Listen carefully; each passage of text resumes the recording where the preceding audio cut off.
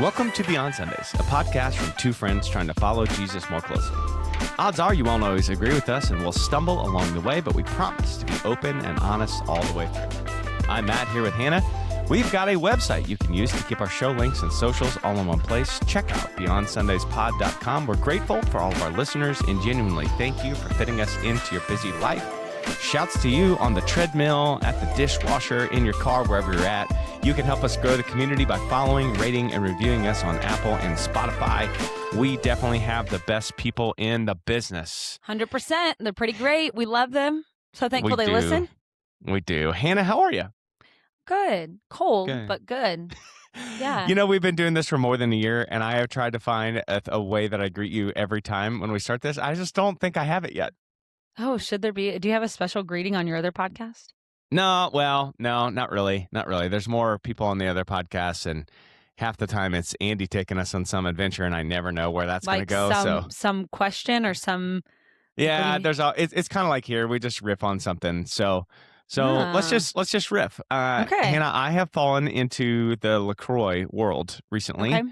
And before you comment and tell me if you like it or hate it or whatever, let me just say up front, I am shocked that I have fallen into this world. Okay.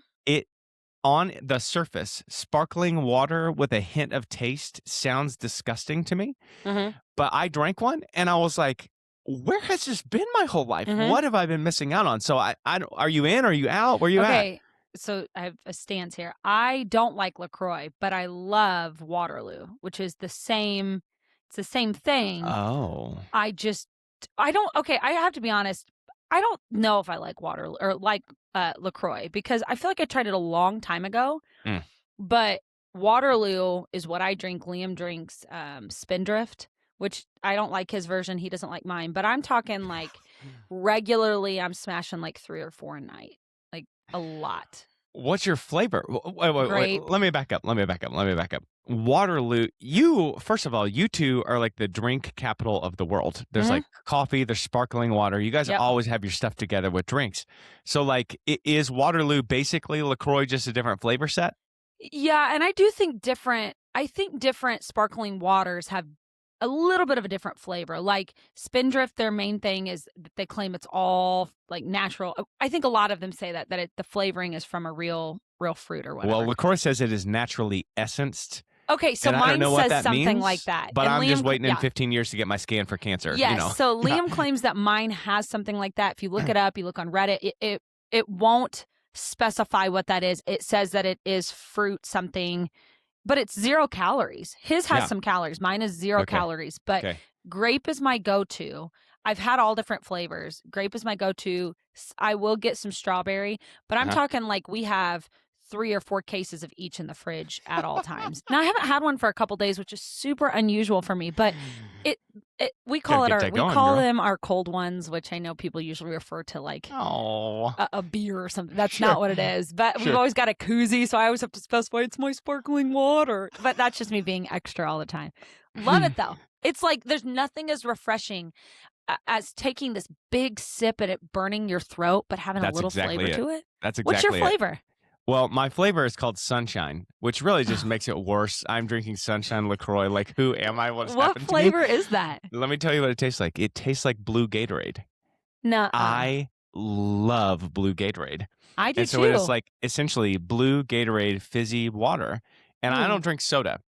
I haven't had soda for like 20 years. My heart does weird stuff with caffeine, and I miss that fizz. Yeah. And so I that's what it was. I cracked it open, I drank it, and it burned, and I was like, oh, where has this been? Yeah, so I really missed it. So maybe on Sunday, I will bring you a Sunshine LaCroix, and you can just take a little sip, but it's blue Gatorade. Like, yeah, it's great. I will bring you a grape Waterloo. Great. Now, yes, let's try. There's some people that like them and some people that don't. Some people often say that they taste like watered down, like grape soda, I don't know, watered down stuff, which is kind of what it is. It does. It's 100%. I just don't drink soda and I miss it, so I like the fizz. Yeah.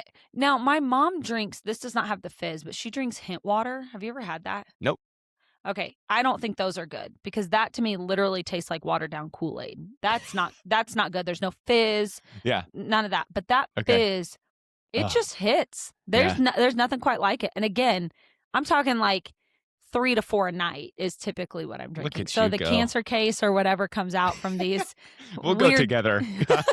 we'll get our money's worth at We'll least. get our treatments together. They're expensive though. Yeah, well, the LaCroix is like 50 cents a can. Okay, I don't So know I what they usually are per limit can. myself to 2, like 2 a night. Yeah, we get stuck on things though. Like we used to do Outshine popsicles or whatever they're called, Okay. and I would have they're like 60 calories a piece, which is nothing, and I would have 3 or 4 of those a night. I'm kind of off those. We're wondering how they're staying in business, but I'm going to say one last thing to you about your grape that you're going to bring me. You should know Okay. up front, and I will, just because we're friends, I'll personally update you on this. Grape flavored I forgot. drinks have changed my human excrement from brown to green before. What? Yeah. I thought you didn't like grape things though, because you don't like Purple grape soda. Jolly. I don't love it, but you like it, so I'll try it. I wonder if I have a straw. I don't think I do have any strawberry. Just bring me what you like. It's fine. Okay. There's I'll bring you. There's no saying you're going to like my Sunshine LaCroix. You may take one sip and go throw it away, and I'll punch you in the neck and take that back and drink it for myself. Okay. You ain't throwing that thing away, girl. Okay, let me ask you this. When you're talking about Gatorade and Gatorade, do you like Gatorade better than Powerade? Oh, yeah, for sure. There No was question. something about when I question. would when I played soccer in high school, I would drive to the Hucks on 42nd Street. Okay. I don't know, one of those streets, not 42nd. Take us there. When they had Powerade on, what would you call that? As a fountain drink. Blue Powerade, and it was incredible. I thought it kind of blew Gatorade out of the water. I do like that. I did not like your play on words there that it blew Gatorade out of the water, the blue Powerade. I did not enjoy that. That was good. I didn't do that on purpose. That was really good. I do like Gatorade better, but I do like the blue Powerade. So okay, we need to know, listeners. What do you think? Powerade, Gatorade, LaCroix, Waterloo, let us know. Whatever junk Mindy Piercy's drinking, whatever it is. Hint water. Just hint water. Throw it in. Let's talk angels, shall we? Yeah. And you, I don't know, inspired me or whatever verb you want to use. We did that Satan episode a couple episodes back. What a weird sentence to say on a Christian podcast. We did that Satan episode. It's not like we got pentagrams and worshipped him, okay? Go back and listen to it. We tried to figure out who he was. So I just thought, you know what? Let's talk about angels more broadly. So listeners, hang with us. This is going to be heavy discussion as it always is. And I always love talking to Hannah. There is some stuff we're just going to have to kind of go through. And so what I thought might be a good place to start with is just kind of the common assumptions about angels. So Hannah, I'm just going to rip off 3 or 4 of these and I want you to just react. Whichever one gets you the most, just however you react is totally fine. So I think some common assumptions are angels are dead humans. Angels look like glowing people with wings. I almost said growing people with wings. That's different. Pretty cool. Everyone gets a guardian angel. I think it is a common assumption out there amongst people.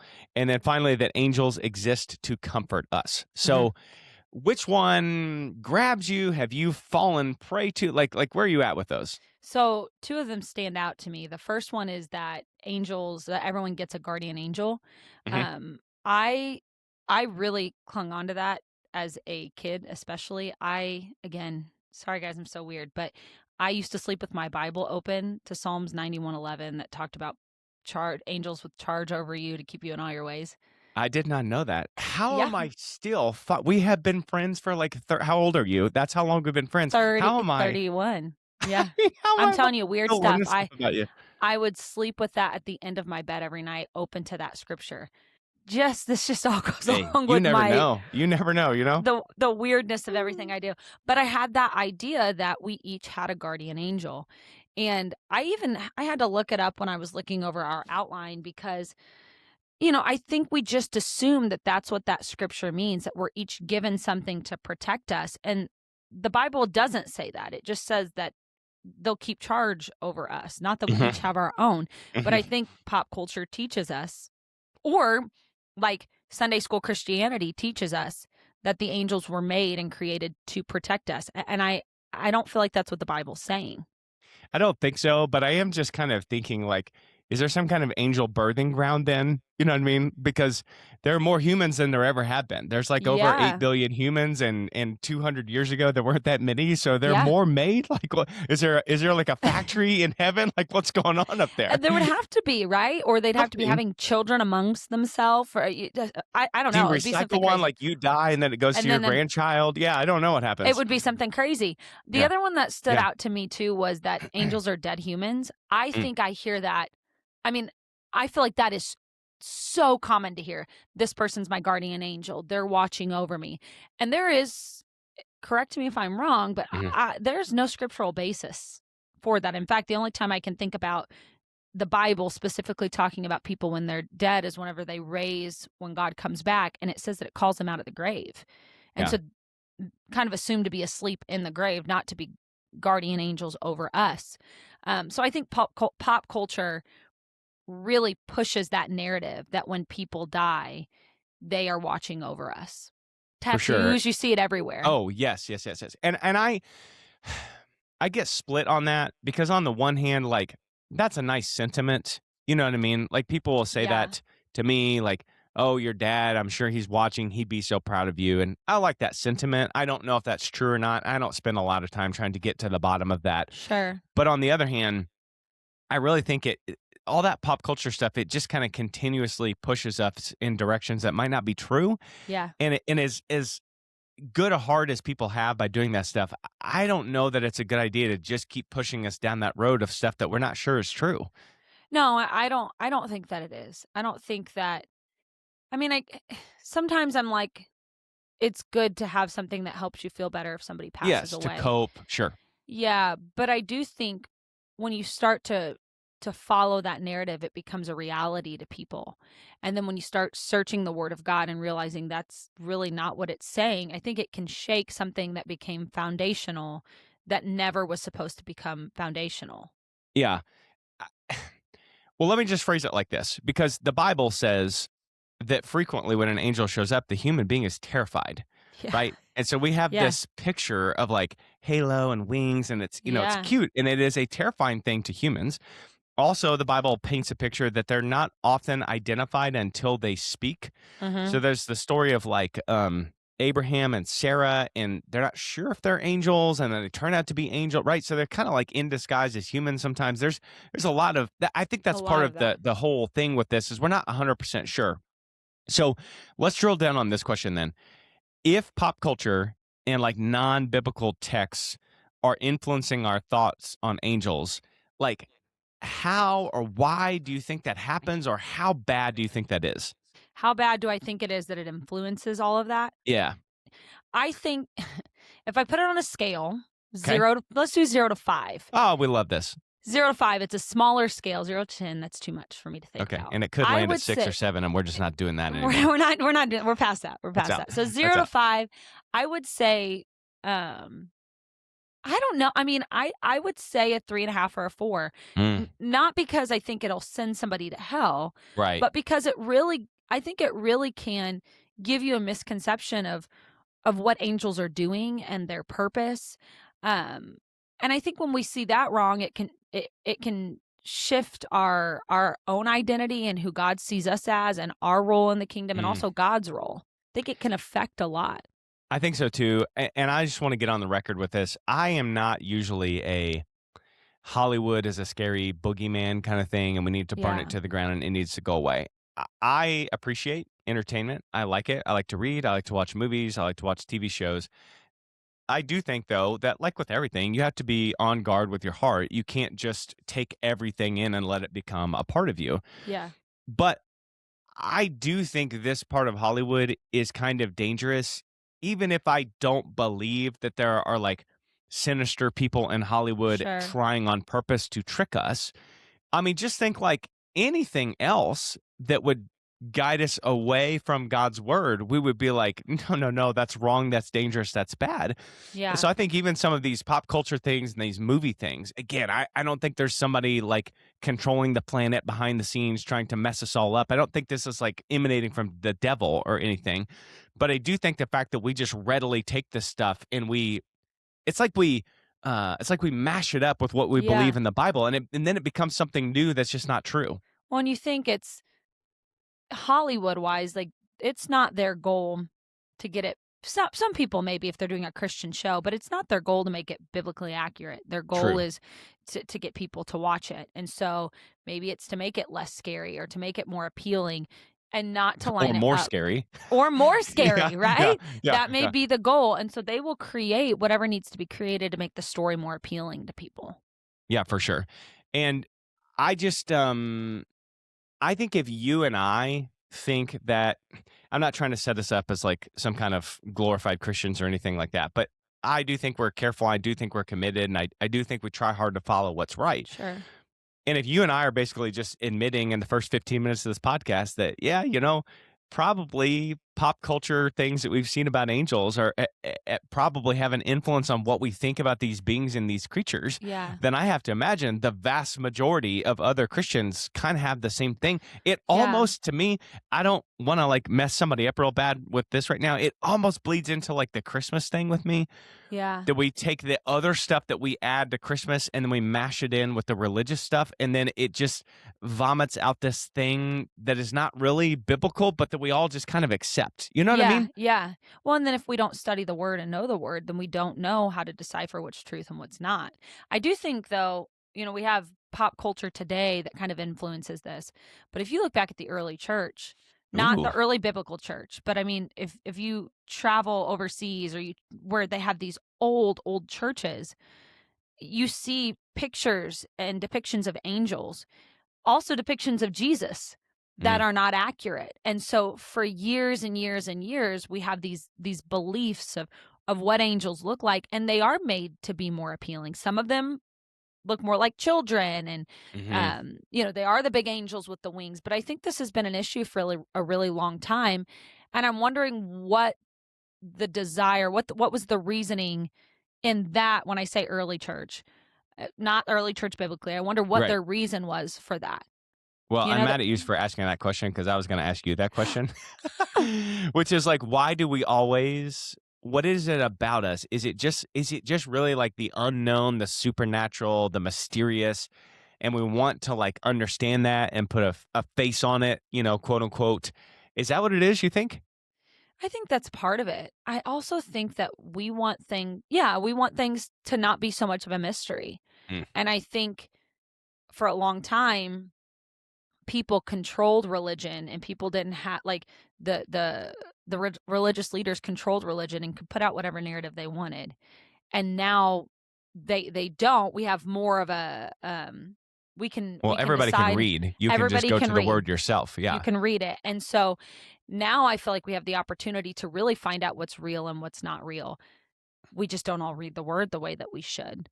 And so Yeah. some of this should be pulled down and changed. Now, I'm not saying pull down the churches. Don't those are historical, great, let's keep them up. But even then, they were putting up the wrong depiction of what the Bible lays out angels to look like, to be like. Yeah. That is super interesting. Well, what kind of knocked me off my socks, Yeah. out of my socks, knocked my socks Knocked off? my I think I was that's going to how say I couldn't remember how it went either. knocked my socks off when I started looking into this is like what some Jewish thinkers thought Yeah. about angels. Yeah. And let me say up front, there are clear differences between Christians and Jews when it comes to the Bible, the word. Yeah. Most of those, though, center around Jesus, and Yeah. that's actually the important stuff. Yep. But I tend to have a lot of respect, especially for these like ancient Jewish thinkers, because these people are going deep on the Old Testament, and Yeah. that's something that I respect. I respect the Old Testament in the Yeah. same way that they do, even if we differ on who and what Jesus is. So here are some ways that Jewish thinkers throughout history have conceived of angels, and they thought of them more as not independent personalities, but more of expression of God's will. Yeah. And I found that idea to be interesting and grabbed me right away, because when we were doing the Satan episode, you were asking things like, is he is the accuser? Is that just his job? Is that who he is? You know what I Yeah. mean? Like, I just found that to be interesting just right off the bat there. What do you think about that idea?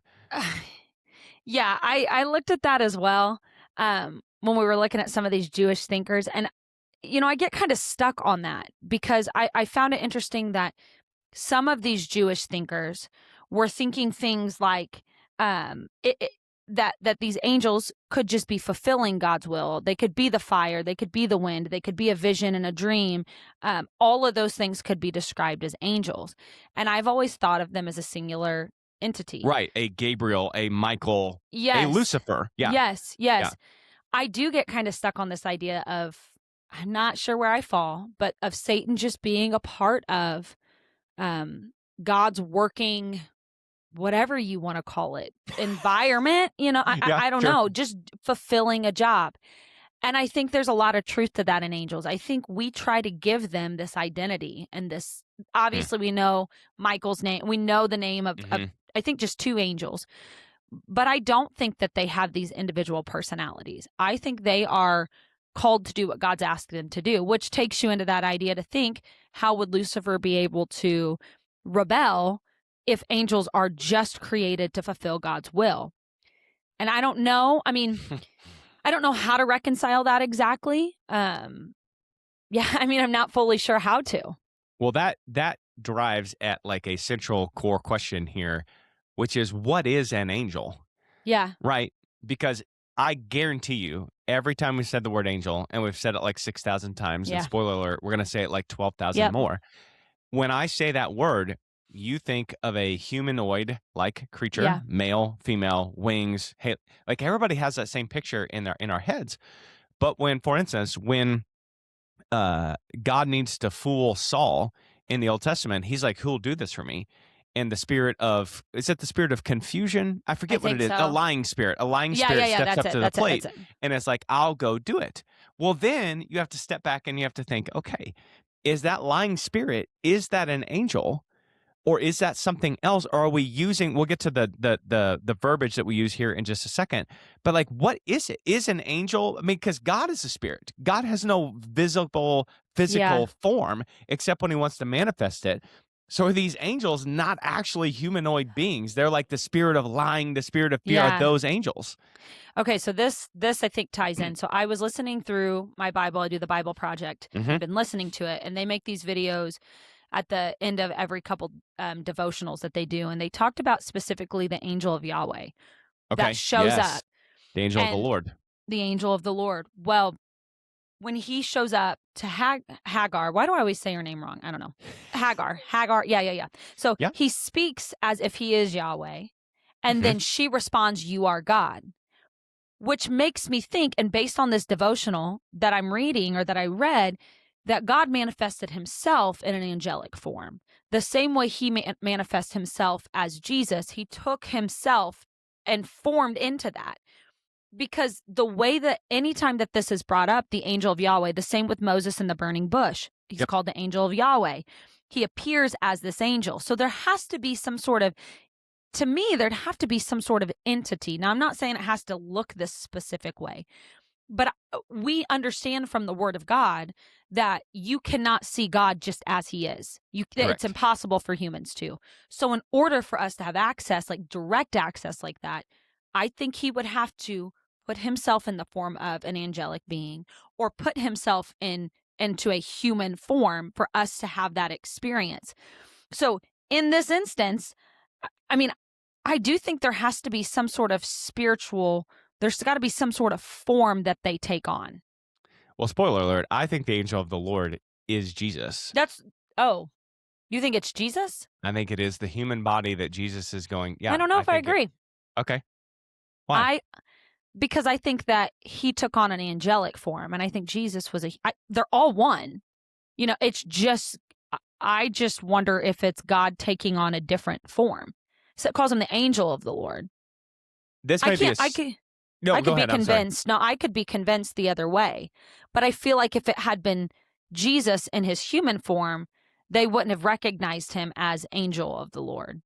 He wouldn't have been recognized as an angel. Unless it is Jesus, say, like up on the Mount of Transfiguration when he starts glowing.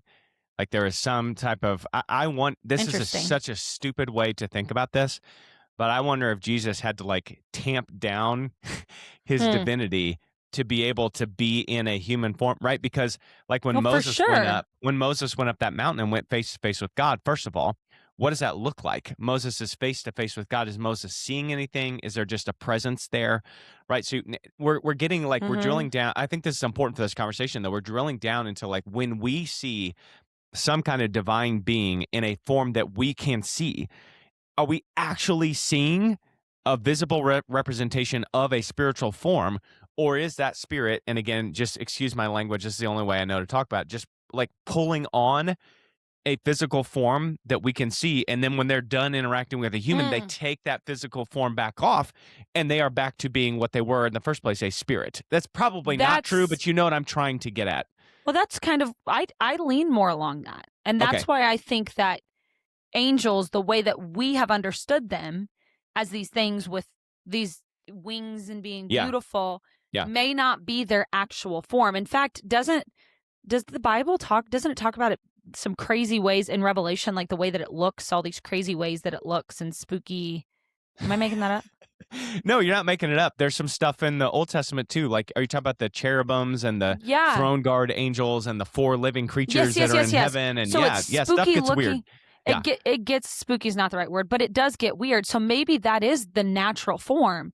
But in order for these people to come in where Lot was, when they come into Sodom and Gomorrah to pull them out, they came in as humans, and they didn't recognize them as angels at first. I have a hard time believing that that is their natural form. So what you're saying is, and this is just pure speculation from me and you, but if we're going to try to figure this out, I think it's worth attempting to speculate. Gabriel, when he shows up as a messenger, he shows up in a form that human beings are capable of seeing and hearing. And then when Gabriel leaves, I don't know how he leaves, whatever he does, calls his Uber, flies, whatever Gabriel does, just disappears. He removes that physical form and he returns to Gabriel, the spirit, and we're not capable of seeing that. Yeah, and I also think, though, you think of demons, and you think of the demons that were, when they were cast out, they wanted a place to go. Right. You know, I don't know what that looked like when they were floating through the air to the swine and running them off the side of the cliff before they got into the pigs. I don't know what that looked like, but they had to go into something. And so, yeah, I think that when they remove themselves, whether it is demonic or angelic, they don't look in a way that maybe we can see. So our basic answer, because I think I agree with you, our basic answer is that angels are made of spiritual stuff, whatever that is.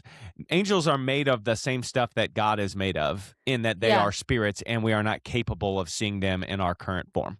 Yeah, and that's why, too, and this is something I want us to talk about soon, is spiritual warfare. But I've always been taught, again, I haven't studied this out the way I would like to, but I've always been taught that there's spiritual warfare happening all around us. That's something we can't see, but it doesn't mean that it's not taking place. I also have heard a story that was told about my grandma when she was passing away. There was somebody that was in the room. I think it was my grandpa, and someone came by. Again, I was so young, I don't remember a whole lot of it.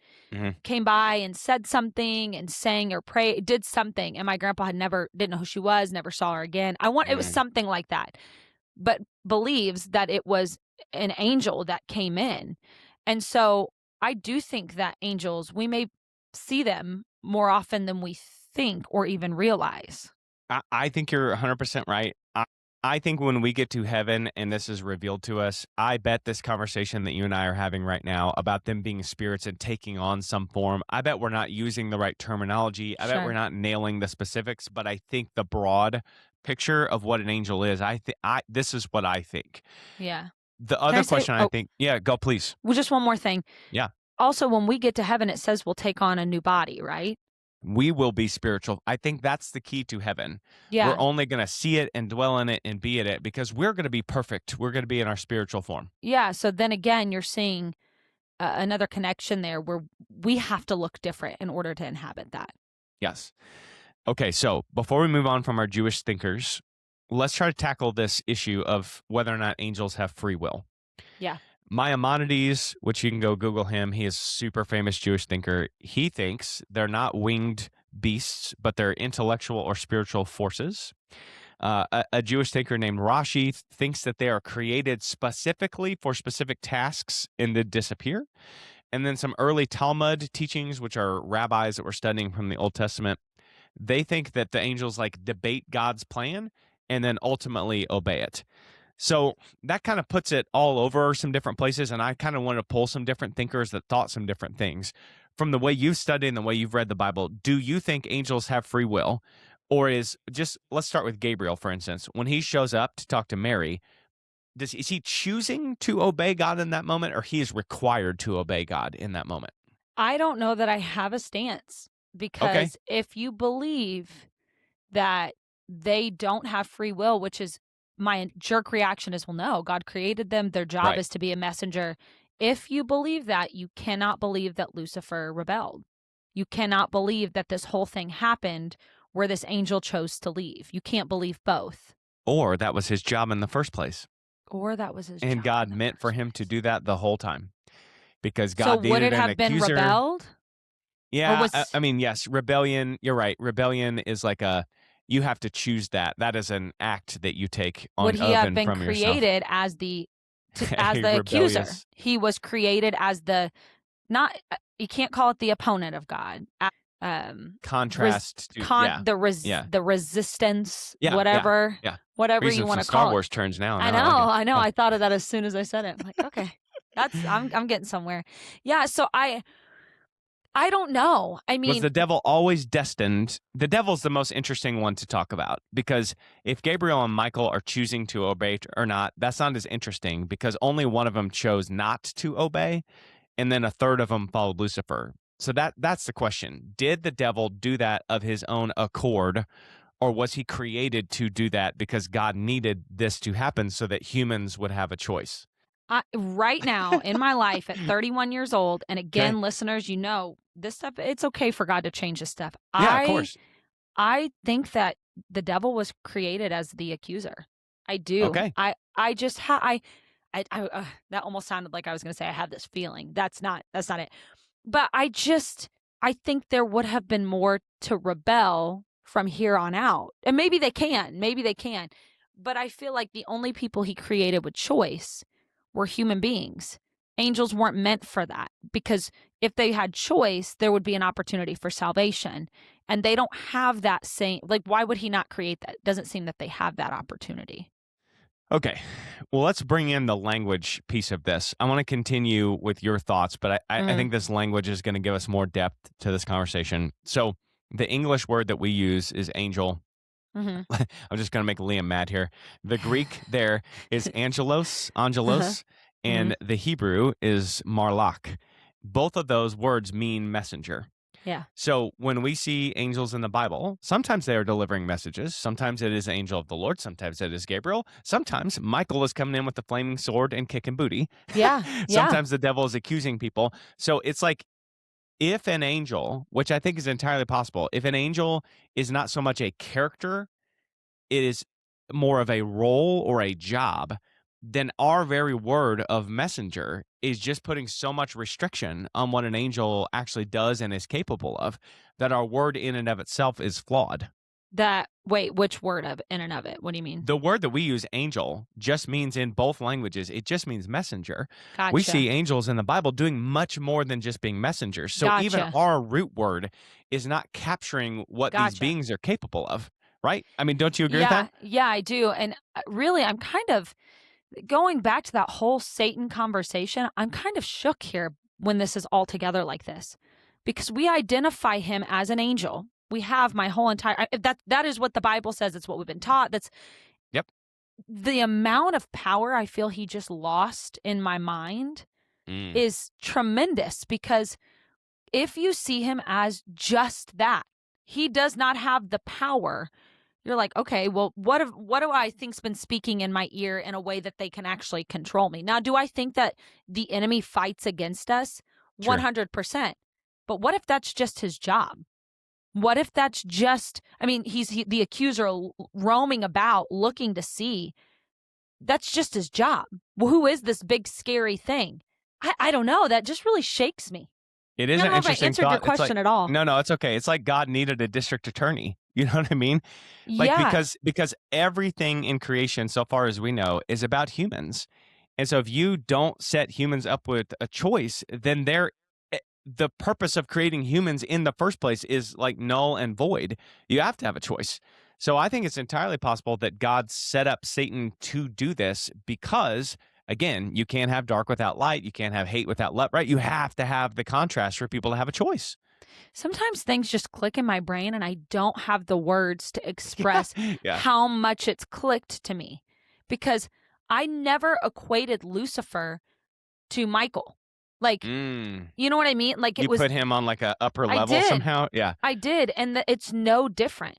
And I've never fully, I know angels are strong and it's not like they're these little weaklings, but Yeah. they are very, based on my understanding, submitted to what the authority of God. So why have I walked so much of my life without thinking that same thing about the devil, when that is what he was? That's what he is. You put him on a level that he doesn't deserve in That's your unreal. That's unreal. Yeah. But Good. going back to the Maybe we fixed messenger, your storm anxiety. maybe it's all done now. Maybe it's all done. But Well, let me say this. Let me say Yeah. this. Psalm 82 uh-huh. is very interesting the way that David writes. David writes the opening of Psalm 82. He says, God has taken his place in his divine counsel. That's the wording that is used in the ESV translation of the Bible. And that, to me, like that divine counsel language, is like there is God and he is the head divine being. You know what I mean? He's the King of Kings and the Lord of Lords. But there are these other divine beings in this council who help him rule his kingdom, like help kind of make sure that the earth is like orderly.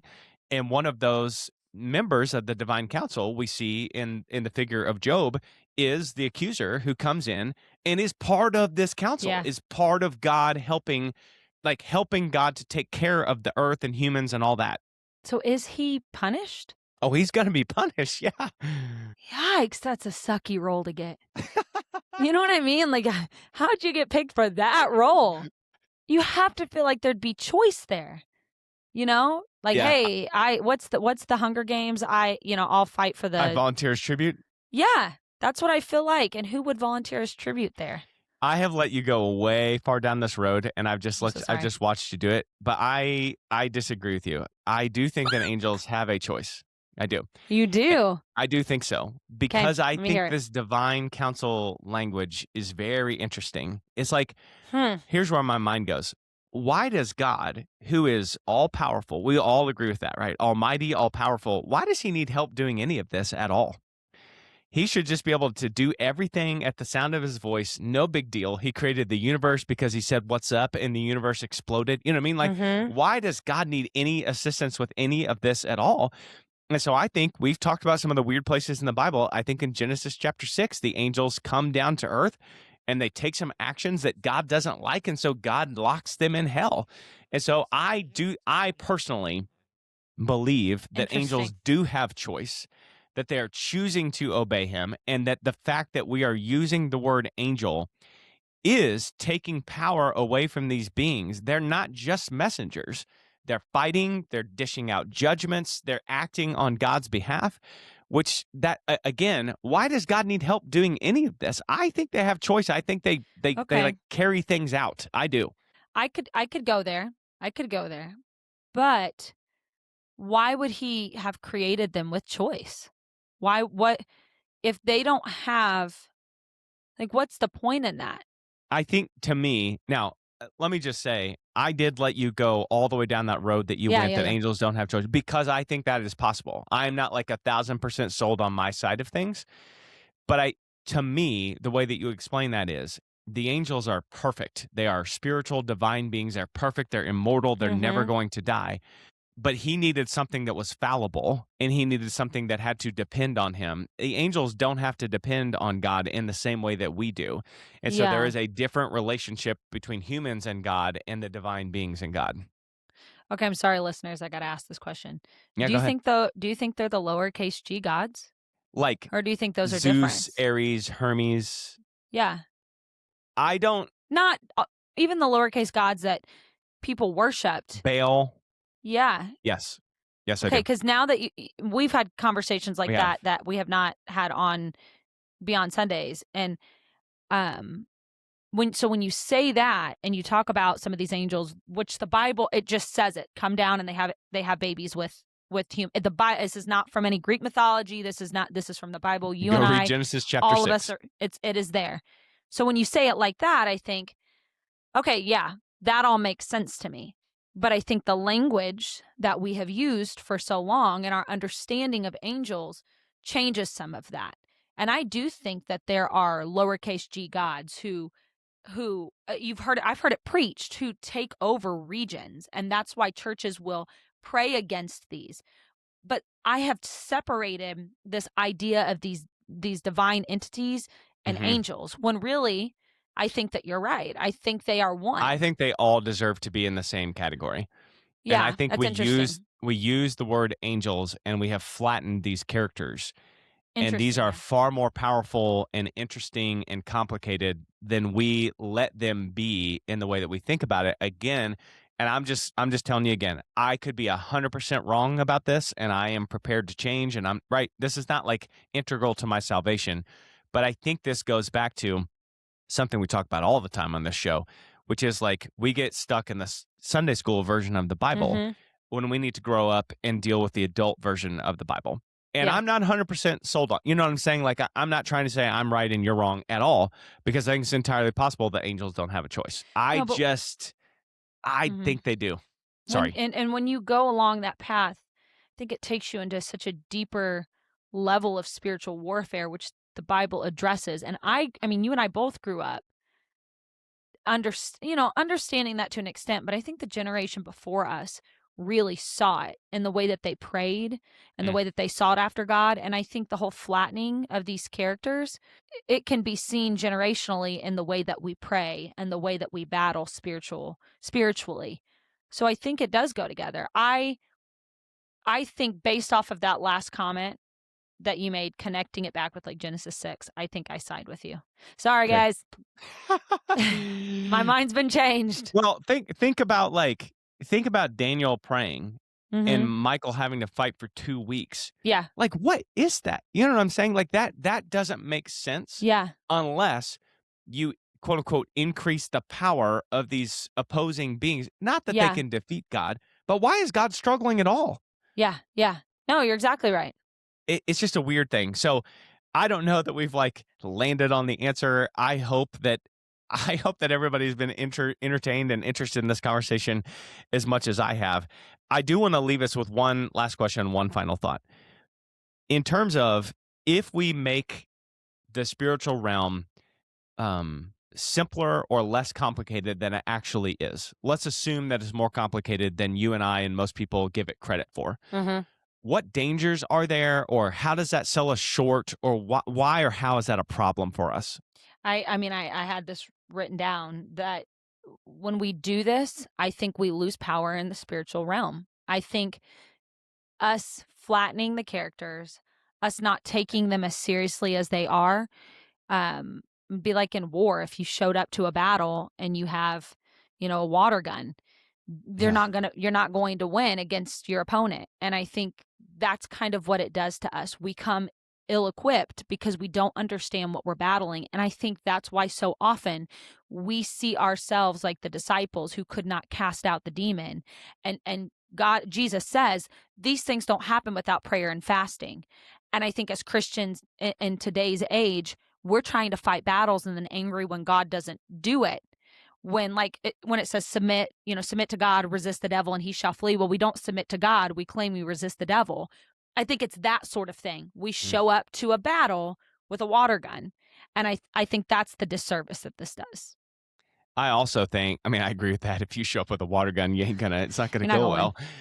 But I also think it's like more than that, like blinds us to this. Yeah. Yeah. And so there are people that just don't even look at this at all. They don't consider it. They don't think about it. And I think it's real. And this is I think this is one of the through lines of our podcasting together, is that people shy away from the supernatural and the divine and the power. And that's always been weird to me, because I'm not trying to make everything woo-woo mumbo jumbo. I'm really not.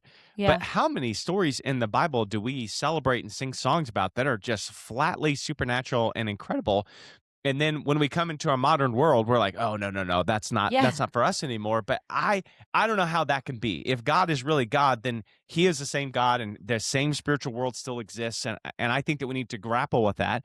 And I think that conversations like you and I are having, even though they're not essential for salvation, just the fact that we're grappling with these ideas opens us to a realm of thinking and a possibility about things that could be out there. And that I think is important for people to consider. 100%. Completely agree. All right, listeners, we need to hear from you. If you think we are bonkers off our rocker wrong about this, please write in beyondsundayspod@gmail.com.